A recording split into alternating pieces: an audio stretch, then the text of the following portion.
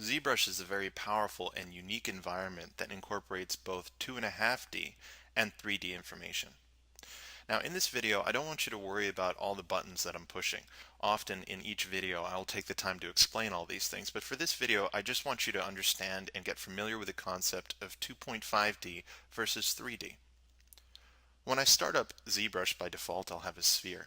This sphere is automatically in a 3D state, so I can sculpt on it, rotate it, and move it around in 3D. If I click this button up here that says Edit, I'm going to drop this sphere to a canvas and I'm automatically working in now a 2.5D mode. That's because I have Edit turned off. So I'm going to teach you your first keyboard shortcut now. That's Control N to clear the canvas.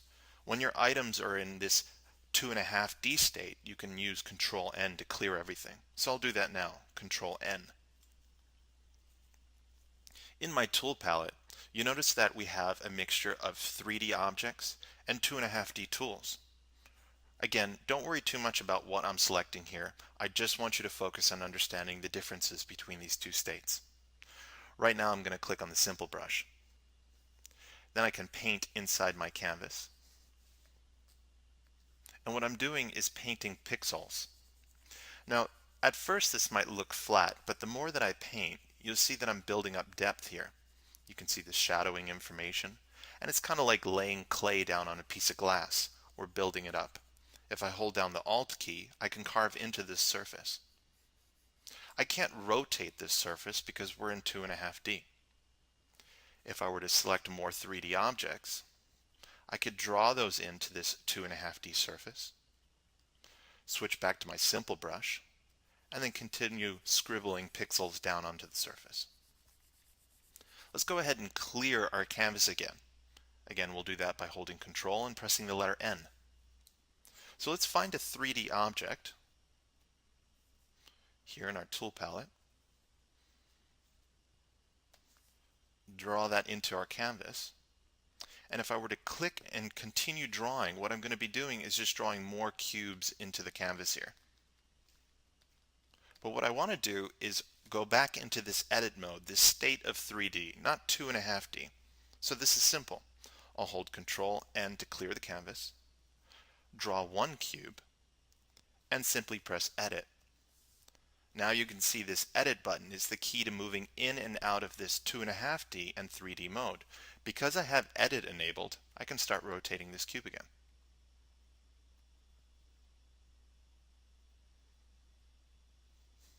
If I push Edit again, I'm going to drop this cube to canvas, and now I'm back in a 2.5D state. So if you were to work on an object, let's say this sphere, and do a little bit of sculpting,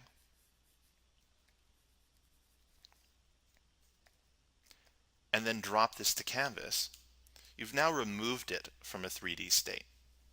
And the way that I drop this to canvas without pressing the Edit button up here is with the keyboard shortcut, the letter T. You can see that as I hover over the Edit button. So now that my little sculpted head here is sitting in 2.5D mode, and it's the current active tool here in the tool palette, I can draw more of them. The last one I draw, I can actually put back into this 3D state. So I'll click Edit. I continue sculpting. But I can't actually edit these other ones in a 3D state anymore. You can actually only work on one 3D tool at a time. So I want to clear my canvas. Again, I'll click Edit, Control N to clear. Draw this 3D head back into the canvas, and I want to continue sculpting, working on it in the 3D state. Again, simply press the Edit button.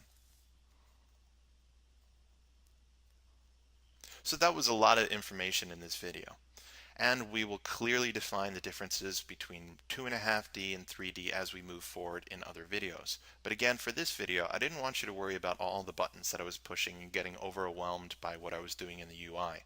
I just want you to simply understand that there are two very different and very powerful states inside ZBrush, a 2.5D state and a 3D state.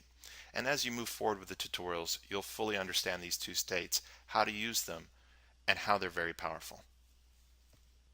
So now that you've learned a little bit about the two different states, 2.5D and 3D, that are available to you here inside ZBrush, I'd like to demonstrate how you can rotate, scale, and move an object in the two different states. They're slightly different in how you perform the tasks for both. So right now we have a 3D object in our canvas. I know this object is 3D because I can simply click on the empty area in the canvas and rotate it. You can also see that this edit button, just as I explained in the last video, is enabled. So to rotate this object, I simply click inside an empty area of the canvas, and I can rotate it pretty much in any direction. If I hold down the Alt key and click in this empty area, you can see that I can move this 3D object up, down, left, and right, and I can track it around the canvas. While I'm doing this, if I let go of the Alt key, you'll notice that I start scaling the object up and down. Also take note that over here on the UI we have a few buttons: Move, Scale, and Rotate.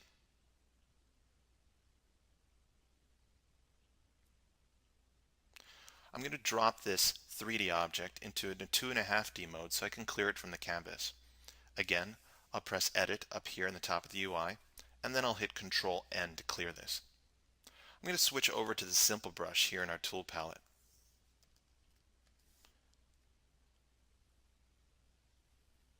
I'm just going to lay down a stroke of pixels.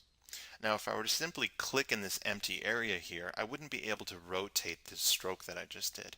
I'd actually add in another stroke. But you can actually rotate, scale, and move 2.5D information as well. And we do this next to the Edit button. We have a Move, Scale, and Rotate. So if I click Move, you'll see that we get this gyro, which will allow me to move the last stroke on the canvas around. I can rotate this.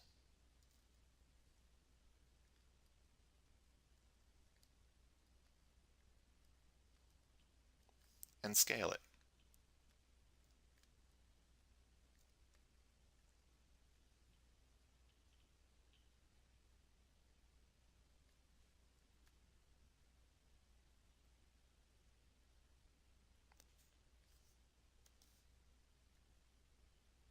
After I'm done moving, rotating, and scaling this stroke, if I want to lay down another stroke, I'm going to have to click on Draw. Now that I have Draw enabled and my Simple Brush active, I can paint in another stroke. I can then click Move and move this 2.5D stroke around my canvas.